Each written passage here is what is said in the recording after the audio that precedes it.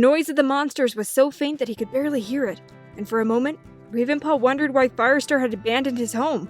There was still room for ThunderClan to live here. But Firestar had wanted to save all 4 clans.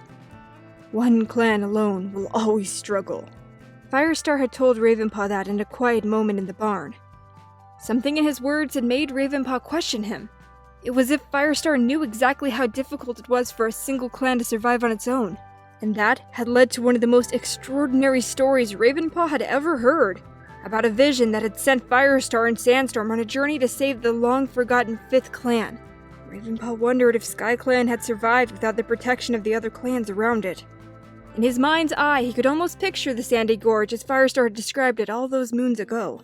Barley jolted Ravenpaw back into the present. The black and white Tom had pushed ahead as they picked their way through the remains of the long-dead gorse bush. I think this was the entrance, Ravenpaw recalled with a thrill. And now he was standing in a tiny space, not much bigger than their combined nests. Was this your camp? Barley asked in astonishment. Ravenpaw looked at the densely packed brambles, the brittle ferns that surrounded a small gray boulder, and the larger rock that was half swallowed by ivy. Yes, he breathed. Yes, this was our home. He spun around, the brambles disappearing in his mind, uncovering the expanse of a clearing fringed by tidy dens and lush green ferns that led to Yellowfang's store of herbs. He saw Bluestar spring down from the top of High Rock, her blue-gray fur thick and luxurious in the sun, her voice clear and steady as she summoned the clan. Let all cats old enough to catch their own prey join here for a clan meeting. What'd you say? Barley half-turned from where he was sniffing at a blackberry-studded thicket. Ravenpaw thought that might have been the nursery, but he couldn't be sure. I was just remembering, he meowed. To his relief, nothing about the camp reminded him of the troubles that had driven him out of the forest. Instead, he felt excited, full of barely contained energy, the way that he had felt when he'd first been made an apprentice. Did I ever tell you about my first hunting session?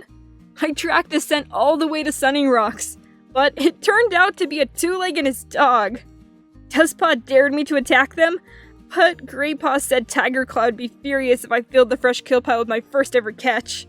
Once, I was cleaning out the elder's nest, and I picked up a tick on my muzzle. Greypaw had to sit on me while Spotted Leaf put some mouse bile on it. That stuff was disgusting. He paused when he noticed that Barley was looking at him strangely. What's wrong? Barley flicked the tip of his tail. I'm happy you have some good memories of your time with the clan. Tigerclaw would have murdered you if you'd stayed. He knew you'd seen him killing Redtail. Ravenpaw was startled by the emotion in Barley's voice. He ran over and pressed his shoulder against Barley's warm flank. Don't think that I ever regret leaving the forest, he hissed. Fireheart and Greystripe saved my life when they brought me to you. Since then, I've never wanted to be anywhere but by your side.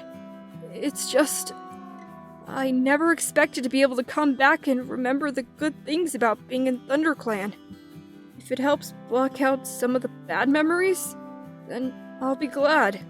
Barley licked the top of his head. I'll be glad too. Where do you want to go next? I don't know. Let's see where we end up. Ravenpaw cast one glance back at the High Rock, and then scrambled back up the steep slope of the ravine. A spatter of rain penetrated the branches, so he decided to stay under the trees rather than follow the trail that led out of the forest to Sunning Rocks. Part of him didn't want to see if it had been swallowed up by the greenery like the rest of the familiar landmarks.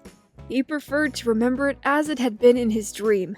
A perfect, clear viewing point for the whole territory.